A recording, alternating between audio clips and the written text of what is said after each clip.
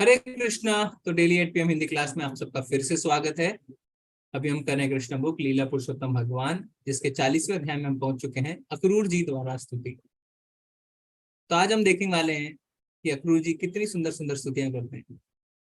तो आपको ये बता सकता है कि अक्रूर जी की जो स्तुति है वो पूरे शास्त्रों में फेमस है। कैसे हमें इस बात का पता चलता है कि अक्रूर जी की स्तुति पूरे शास्त्रों में फेमस है? उनके जैसी स्तुति किसी ने नहीं करी। अगर करना है तो अक्रूर जी जैसी स्तुति करें। कैसे हमें पता चलता है इस बात का?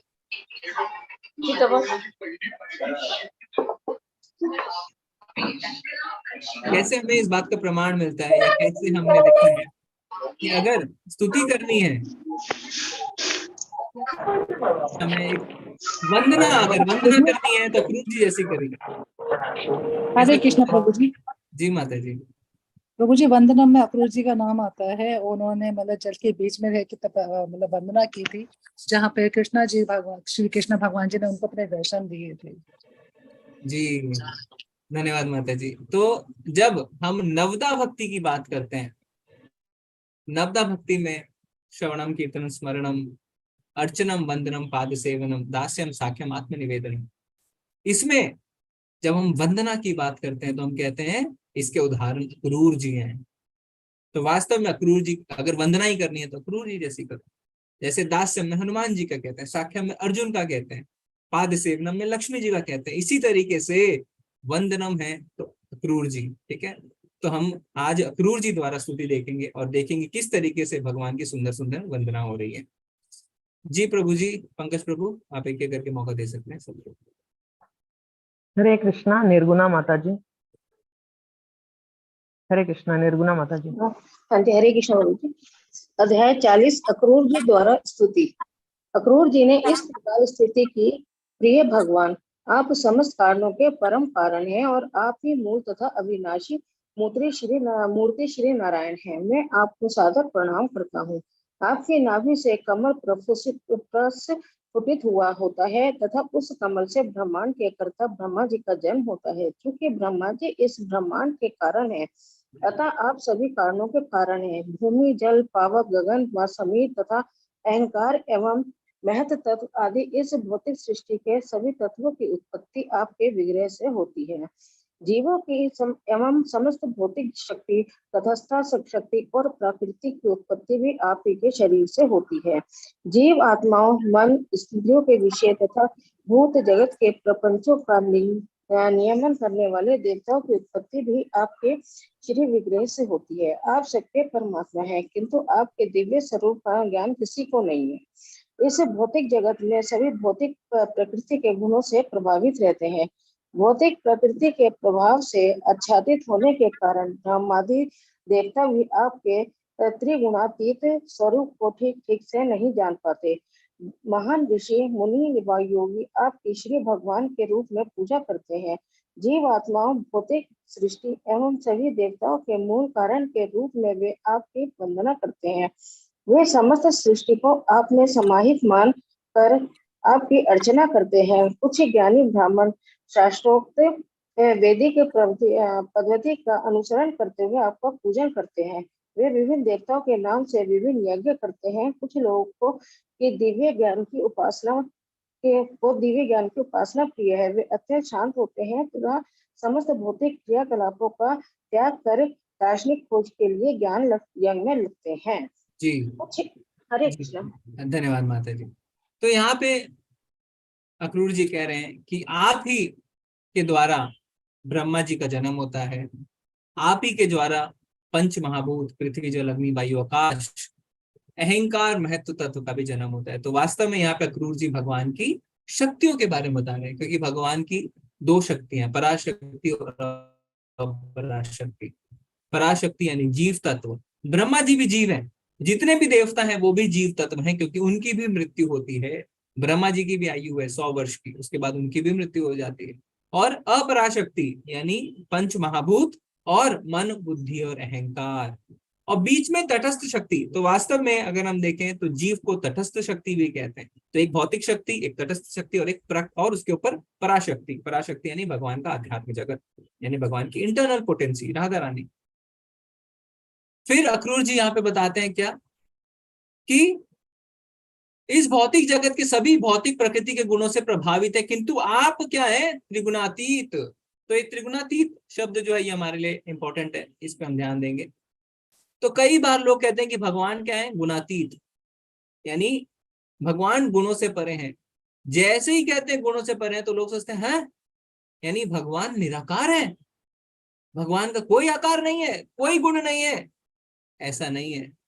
तो जब भगवान को गुणातीत कहा जाता है उसका अर्थ होता है कि भगवान के अंदर भौतिक गुण नहीं है, भगवान के अंदर जो भी गुण है वो सारे के सारे आध्यात्मिक हैं। ठीक है, तो हमारे अंदर भौतिक गुण पाए जाते हैं पर भगवान के अंदर भौतिक गुण नहीं पाए जाते। जैसे हमारा शरीर, हमारी आत्मा अलग है, पर भगवान का शरीर, भगवान में और भगवान की आत्मा में कोई फर्क नहीं है, सब एक है। भगवान अपनी किसी भी इंद्री से खा सकते हैं, किसी भी इंद्री से देख सकते हैं, किसी भी इंद्री से चल सकते हैं। तो ये भगवान गुणातीत है। यहाँ पे लिखा हुआ है त्रिगुणातीत। त्रिगुणातीत यानी जो प्रकृति के 3 गुण हैं, सतोगुण, रजोगुण और तमोगुण, उनसे भगवान परे हैं। क्यों परे हैं, कोई बता सकता है? भगवान तीनों गुणों से क्यों परे हैं? ये गुरु जी, सतोगुण, रजोगुण, तमोगुण, ये चूंकि कर्म बंधन में आदमी फंसता है, तो भगवान कोई कर्म बंधन में फंसने वाली चीज नहीं है। क्यों क्यों वो इनसे भगवान के परे। प्रश्न यही है, क्यों? प्रभु जी, क्योंकि तीनों गुण उन्हीं के हरे ही हाथ में कृष्ण है, प्रभु जी, तीनों की डोर उन्हीं के हाथ में है। उनके ही तो रचना उनकी शक्ति है। हरे कृष्णा प्रभु जी। क्योंकि कृष्ण जी ने बोला है जो प्रकृति है ये मेरी ही दैवी गुण है, ये क्या, और जब ये इनकी दैवी गुण है तो ये इनके अंदर में आती है, तो ये इससे परे हैं। जैसे उन्होंने श्लोक में कहा था दैवी की काम गुणमयी मम माया दुरत्या, उन्होंने बताया था मेरी भी जी जी जी, बिल्कुल सही, अब सबने बताया।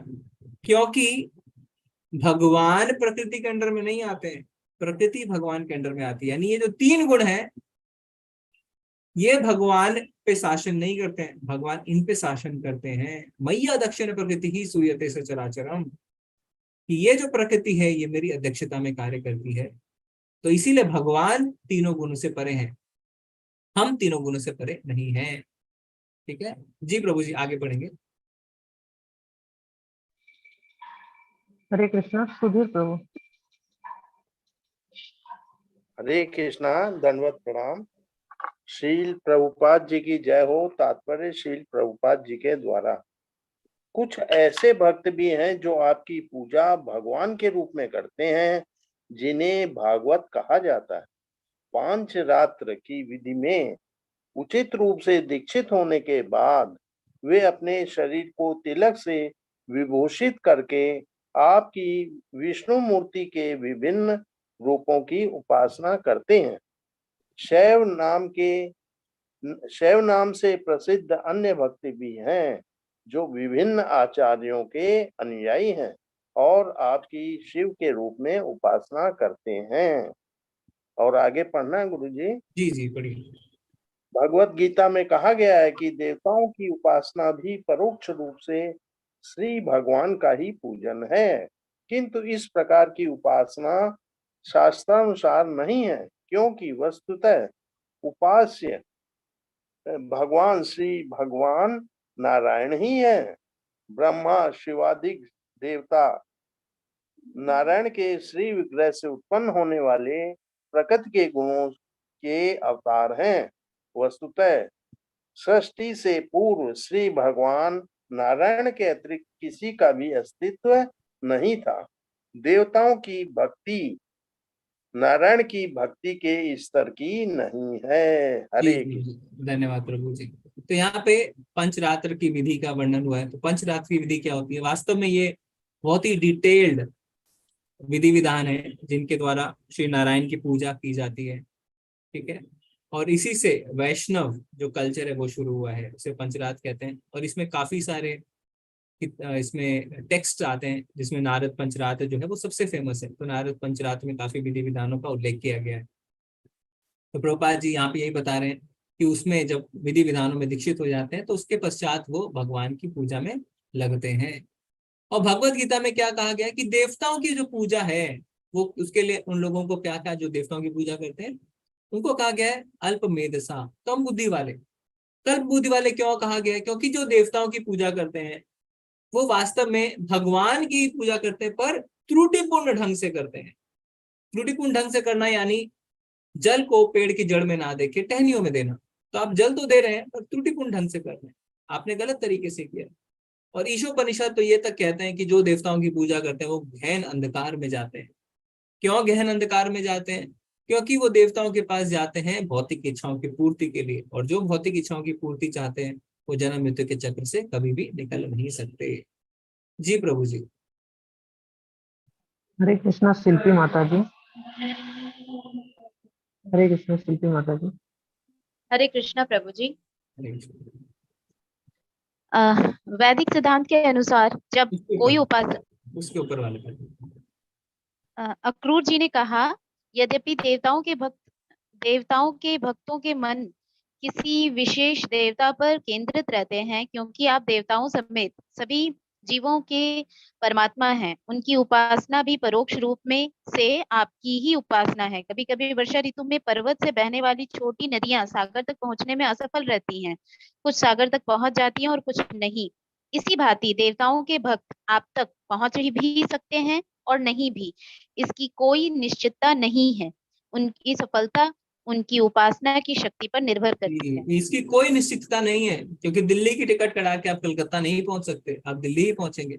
यान्ति देव व्रता देवान पितृन यान्ति पितृविता भूतानि यान्ति भूतेज यान्ति मध्याजिनो अपि माम। तो भगवान कहते हैं जो देवताओं की पूजा करेंगे वो देवताओं के बीच जाएंगे, पितरों की पूजा करेंगे पितरों के बीच जाएंगे, भूतों की पूजा करेंगे भूतों के बीच जाएंगे, और जो मेरी पूजा करेंगे वो मेरे पास आएंगे। तो अलग अलग रूट है। ऐसा नहीं भगवान ने कहा है कि जो देवताओं की पूजा करेगा वो भी मेरे पास आएगा, पितरों की पूजा करेगा वो भी मेरे पास आएगा। नहीं, यान्ति देव व्रता देवान, वो देवता के लोक ही जाएगा, मेरे पास नहीं आएगा। तो अलग अलग मार्ग है। तो जो ये कहते हैं कि हम भगवान को जो है किसी भी थ्रू से पा सकते हैं, ये गलत है। भगवान ने भगवत गीता में खुद इस बात का उल्लेख कर दिया है कि जो जिसके उपासक हैं वो उसी लोक में पहुंचते हैं। जी कंटिन्यू करिए माता जी।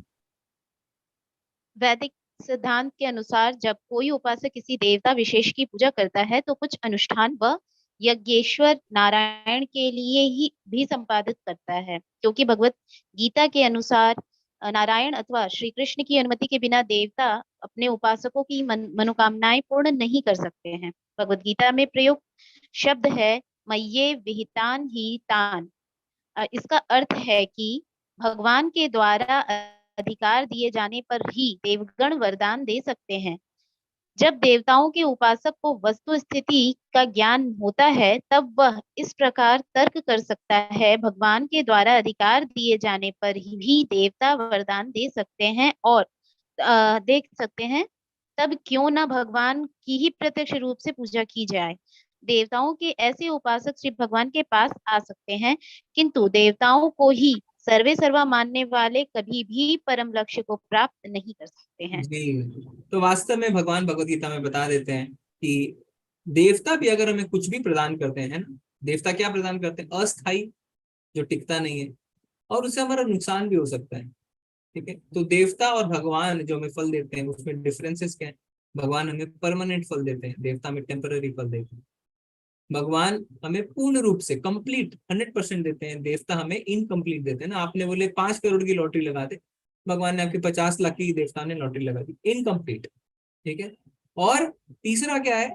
भगवान के द्वारा कुछ भी प्राप्त अगर हम करते हैं तो उससे हमारा कभी नुकसान नहीं होता है, पर देवताओं द्वारा अगर हम कुछ प्राप्त करते हैं तो उससे हमारा नुकसान हो सकता है। कैसे हो सकता है? क्योंकि आपने जो मांगा देवता ने दे दिया, पर वो आपके लिए सही था कि गलत, इस बात को देवता निर्णय नहीं करते, है ना। जैसे आपको खुजली मच रही है, आपने किसी दोस्त को कहा खुजली कर दो, खुजली कर दी दोस्त ने, पर वहां पे आपको क्या हो गया? घाव हो गया। तो आपके दोस्त ने जैसा आपने कहा वैसा किया, पर नुकसान आपको हुआ। ये देवता ऐसा ही करते हैं। पर भगवान क्या करेंगे? भगवान नहीं, भगवान कहेंगे सहो, सहन करो। क्योंकि अगर खुजली कर दी गई तो तुम्हें नुकसान होगा। फिर क्या करते हैं, जड़ से ही चीजों को खत्म कर देते हैं। तो ऐसे है भगवान, है ना। तो इसीलिए यहाँ पे क्या लिखा गया है कि जो भी देवता प्रदान करते हैं वास्तव में वो भगवान द्वारा ही सैंक्शनड है। तो जब हमें इस बात का ज्ञान हो जाता है तो हम क्या करते हैं, तो हम सोचते हैं तो इनडायरेक्टली हम क्यों जाएं, हम सीधा भगवान के पास क्यों ना जाएं। अब तुरंत मन में ख्याल आता है कहीं देवता नाराज तो नहीं हो जाएंगे। बिल्कुल नहीं, क्योंकि देवता भी भगवान के क्या है, भक्त हैं, भगवान के सेवक हैं। वो देवता ऐसे ही थोड़ी बन गए, देवता वो ऐसे ही नहीं बन गए। वो देवता इसलिए बने क्योंकि उन्होंने भगवान की भक्ति करी है। दादाजी की सेवा करने से पिताजी कभी भी रुष्ट नहीं होंगे, बल्कि ज्यादा प्रसन्न होंगे, कहेंगे मेरी सेवा कर मत कर, अपने दादाजी की जरूर कर। तो इसी तरीके से जब हम भगवान की सेवा में लगते हैं तो देवता को हम सेवा करें ना करें, देवता बहुत प्रसन्न होते हैं। जी प्रभु जी, आगे हम पढ़ेंगे। हरे कृष्णा मित्तल माता जी। हरे कृष्णा माता जी। हरे कृष्ण, धन्यवाद। हरे कृष्णा माता जी, फिर से अनम्यूट कीजिए। हरे कृष्णा, जी माता जी। धन्यवाद प्रभु। हरे कृष्ण। अक्रूर जी ने आगे वंदना की। मेरे आराध्य थे, समस्त जगत सत रजव व तम नामक प्रकृति के 3 गुणों से परिपूर्ण है। इस भौतिक जगत में ब्रह्मा से लेकर जड़ पेड़ पौधे तक सभी इन गुणों से प्रभावित हैं। प्रिय भगवान, मैं आपको बारंबार सादर प्रणाम करता हूँ क्योंकि आप त्रिगुणातीत हैं। इन त्रिगुणों की लहरों में आपके अतिरिक्त सभी बहे जा रहे हैं। प्रिय भगवान, अग्नि आपका मुख है, पृथ्वी आपके चरण है, सूर्य आपका नेत्र है, आकाश आपकी नाभि है और दिशाएं आपके कान हैं, गगन आपका शीश है, देवता आपकी भुजाएं हैं, महासागर तथा सागर आपके उदर हैं तथा वायु और पवन आपकी शक्ति एवं स्फूर्ति है। समस्त वनस्पति और जड़ी बूटियां आपके शरीर के रोम हैं, मेघ आपके केश हैं, पर्वत आपकी अस्थियां और नख हैं, दिवस और रात्रि आपकी पलकों का खुलना और बंद होना है, प्रजापति आपकी जनेंद्रियां हैं और वर्षा आपका वीर्य है। हे भगवान, विभिन्न स्तर के देवताओं, राजाओं, महाराजाओं और प्राणियों सहित सभी जीवात्माएं आप में ही आश्रित हैं। ये सभी आपके विराट रूप के अंश हैं। प्रायोगिक ज्ञान द्वारा कोई आपको नहीं समझ सकता है। आपके दिव्य अस्तित्व को केवल एक महासागर के रूप में समझा जा सकता है, जिसमें विभिन्न स्तरों की सभी जीवात्माएं सम्मिलित हैं, अथवा आपको उदुम्बर फल की भांति जान सकते हैं, जिसमें से छोटे छोटे मच्छर निकलते हैं। प्रिय भगवान, आप जो भी अनंत रूप तथा अवतार ग्रहण करते हैं, जब आप इस विश्व में प्रकट होते हैं, वे सब जीवात्माओं को उनके अज्ञान, भ्रमों तथा दुखों से मुक्ति दिलाने के लिए ही होते हैं। अतएव सब लोग आपकी लीलाओं तथा अवतारों को समझ सकते हैं तथा अनंत काल तक आपके कार्यों का यशगान कर सकते हैं। कोई भी इस बात की कल्पना नहीं कर सकता है कि आपके कितने अवतार एवं स्वरूप हैं।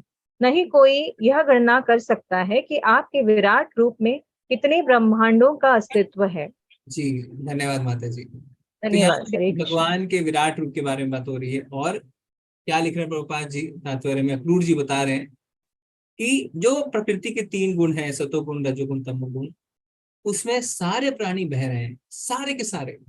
हम कैसे समझ सकते हैं कि असल में क्या है ये, क्या है ये 3 गुण, कैसे हमसे प्रभावित हो रहे हैं। हम सुन तो रहे हैं पर एहसास कैसे करें।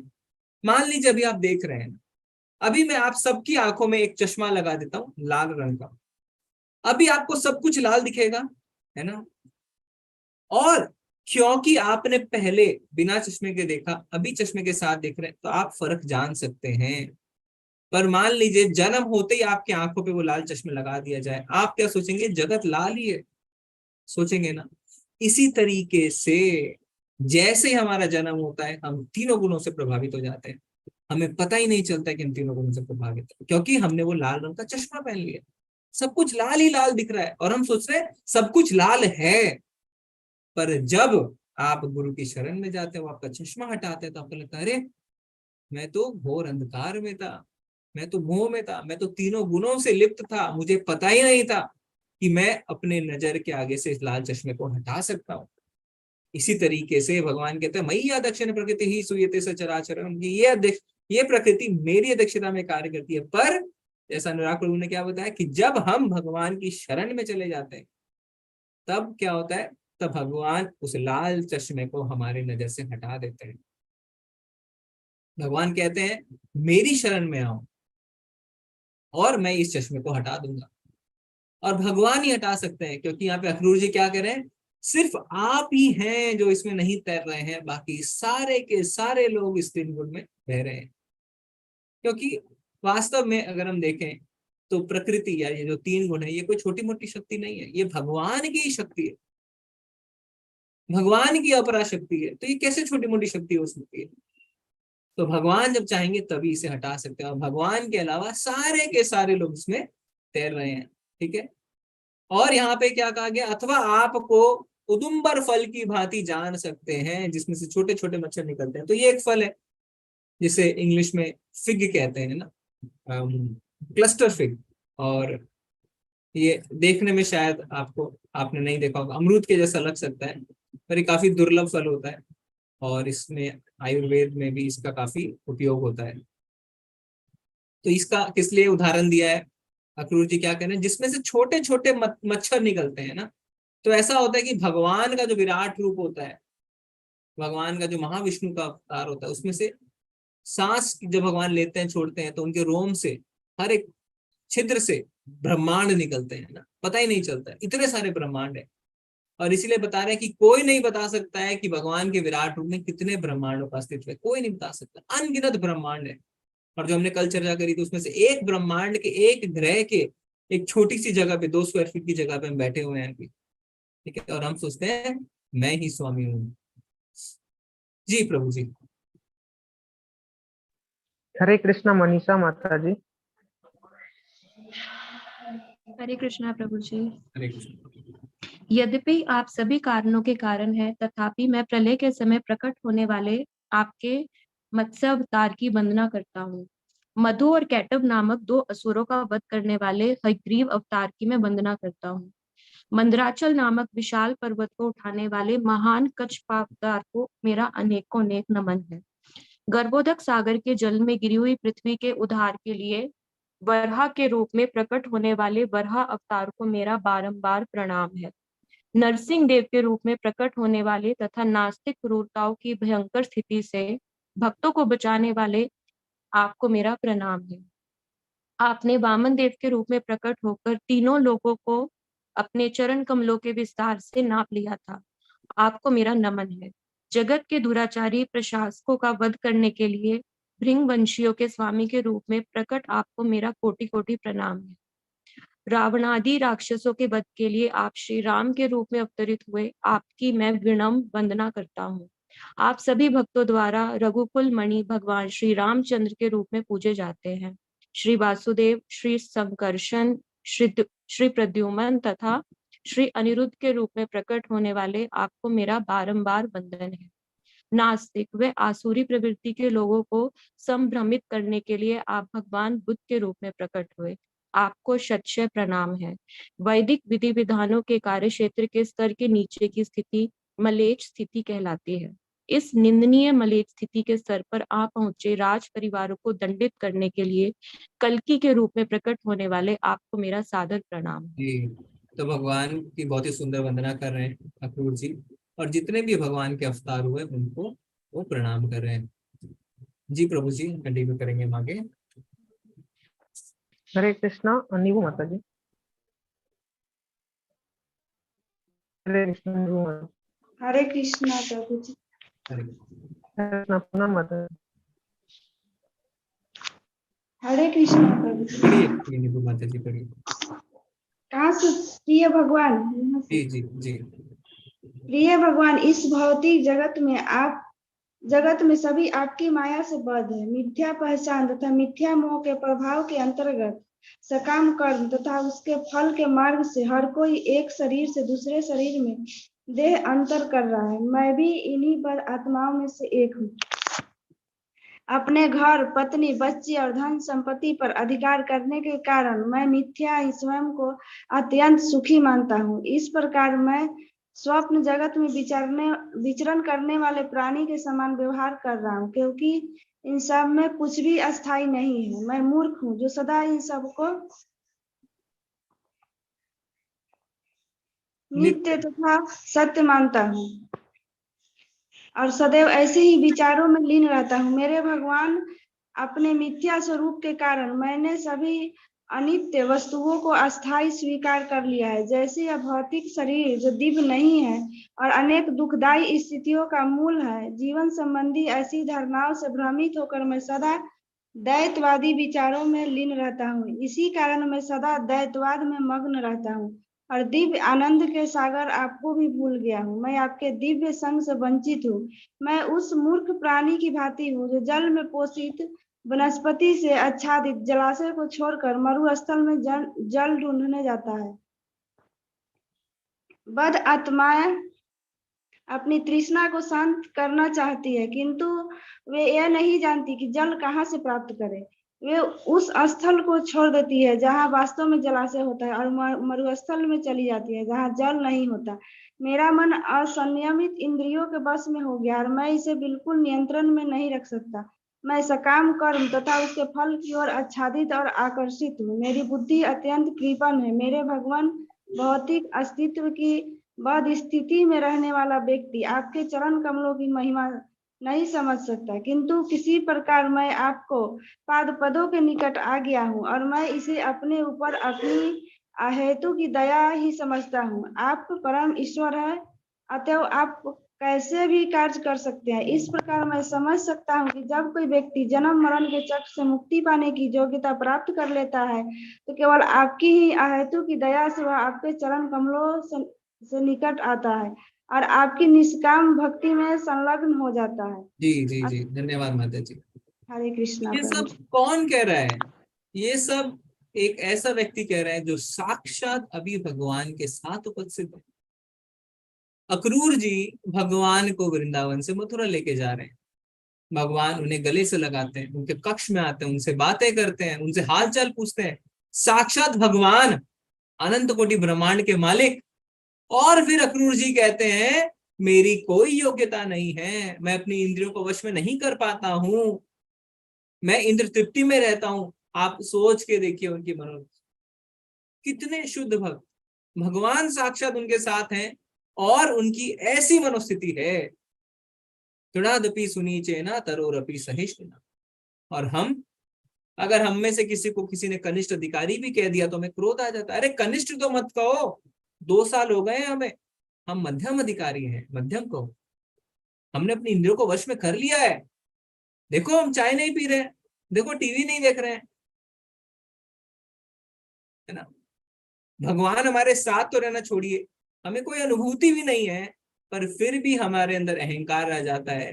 हम आगे बढ़ चुके हैं, बहुत बड़े भक्त बन चुके हैं, हम सीनियर डिवोटी हैं हम।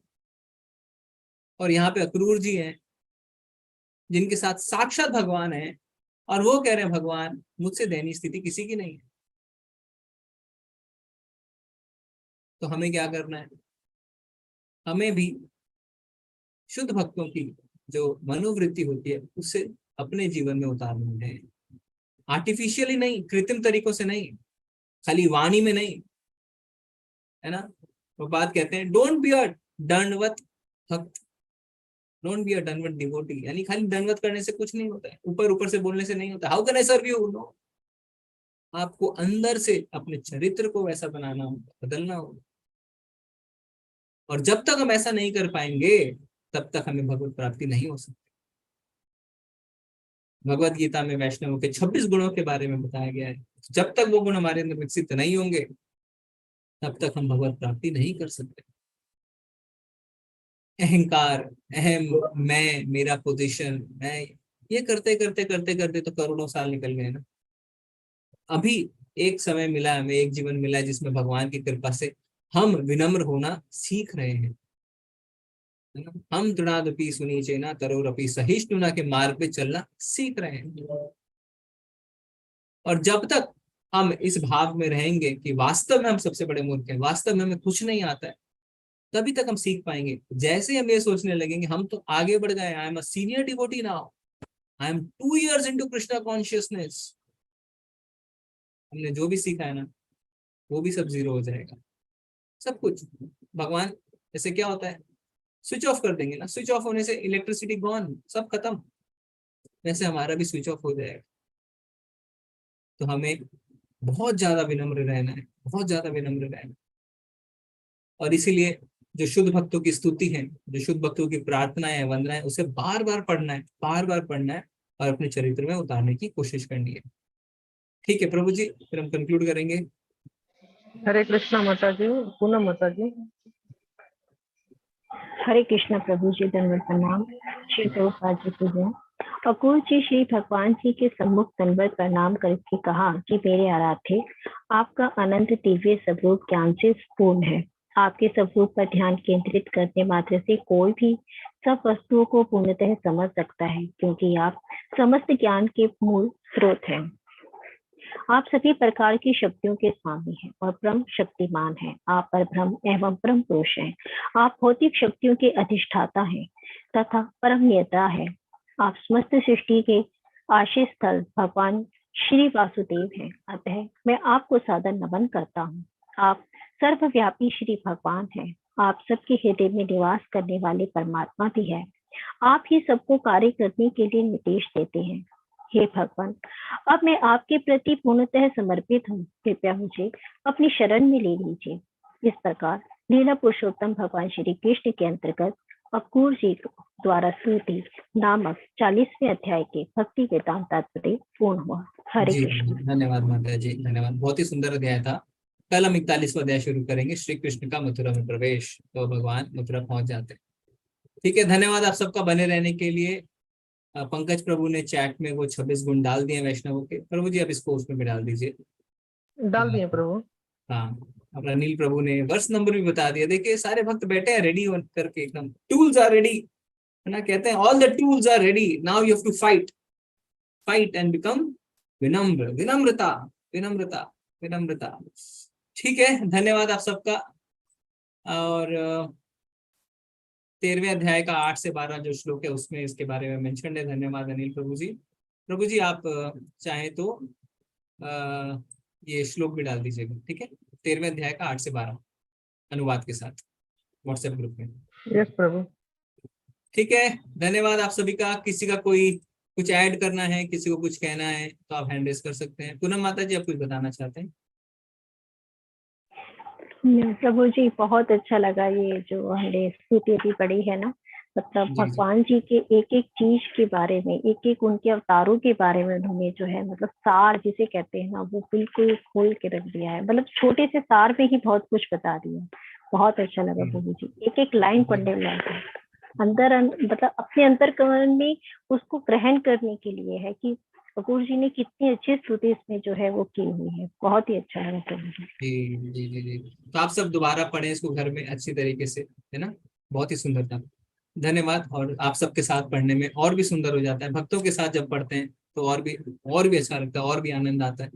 पर सिर्फ आनंद के लिए नहीं, सिर्फ रस के लिए नहीं, अपने जीवन में अपने चरित्र को सुधारने के लिए भी हमें इसको उपयोग में लाना है। जी अनिल प्रभु जी, हरे कृष्णा। जी दंडवत प्रणाम। दंडवत प्रणाम प्रभु जी, जो बता रहे थे समझ में नहीं आया, पंचरात्र क्या है प्रभु जी?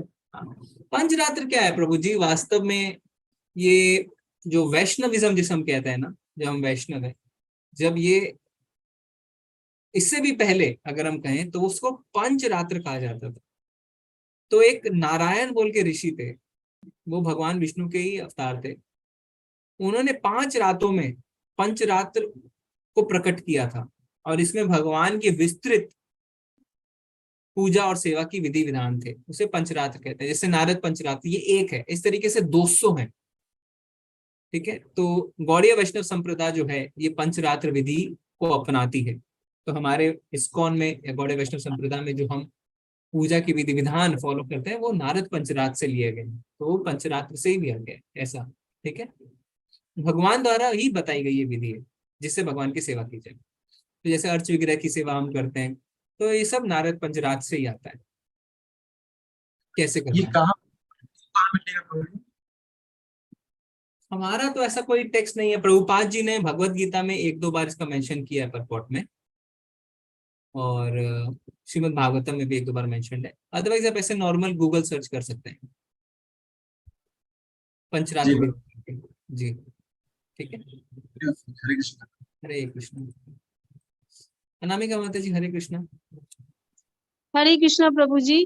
मुझे जी। ये पूछना था कि भगवान ने जैसे 10 अवतार, हमने ये भजन भी गाए थे 10 अवतार का, तो अभी जैसे मैं एक जन बता रहे थे कि अभी 9 ही अवतार हुए हैं, ऐसा है क्या? तो उसमें क्या है कि जब हम कहते हैं कल की अवतार तो अभी होने हैं ना, कलयुग के एंड में होने हैं कल की अवतार, जो आज भी हमने पढ़ा कि जब जो रूलर्स की फैमिली होती है, जो राजा महाराजाओं के परिवार जब मलेच्छ की स्थिति में आ जाते हैं, तो उनको दंड देने के लिए भगवान जब आएंगे तो कल की अवतार में आएंगे, और कल की अवतार जब कलयुग का अंत आने वाला होगा ना तब आएंगे। तो वो अवतार अभी आना बाकी है। और वैसे अगर हमें भगवान के विभिन्न अवतारों के बारे में अच्छे से जानना है तो श्रीमद् भागवतम के पहले स्कंद के 3रे अध्याय में बहुत ही सुंदर वर्णन है भगवान के अवतारों के बारे में, उसको आप पढ़ सकते हैं। जी प्रभु जी, धन्यवाद। जी जी, धन्यवाद। ओके, तो आज हम चलते हैं। कल संडे है, कल लेवल 2 की क्लास रहेगी, तो हम लेवल 2 में जुड़ेंगे। ये लेवल 2 नहीं है माता जी, ये है डेली हम जो है कृष्णा बुक कर रहे हैं। लेवल 2 हफ्ते में एक दिन होती है, संडे को शाम को 7 बजे। और भी जो दूसरे क्लासेस भी चलते हैं, ठीक है, तो उसमें हम आप चाहें तो जुड़ सकते हैं, हम लिंक डाल देंगे। ओके, वांछा कल्पतरुभ्यश्च कृपा सिंधुभ्येव च पतितानां पावनेभ्यो वैष्णवेभ्यो नमो नमः। अनंत कोटि वैष्णव वृंद की जय। श्रील प्रभुपाद की हरिदास ठाकुर की, हरे कृष्णा प्रभु जी, दंडवत प्रणाम। और भक्त वृंद की। हरे कृष्णा प्रभु जी। हरे कृष्णा प्रभु। हरे कृष्ण। धन्यवाद।